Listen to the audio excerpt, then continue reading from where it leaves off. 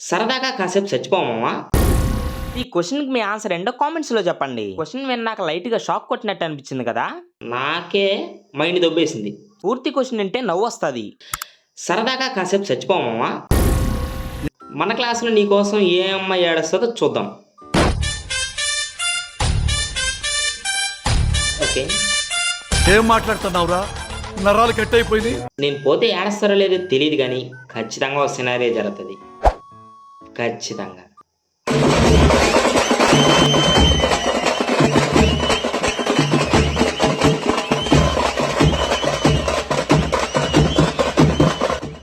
ఏంటి అంతలా డాన్స్ చేస్తున్నావు? అప్రీతిగా టప్పా కట్టేసాడు. మంచోడా కదే పోయింది. ఓ పని చేయి అయితే, నువ్వు దెంగి.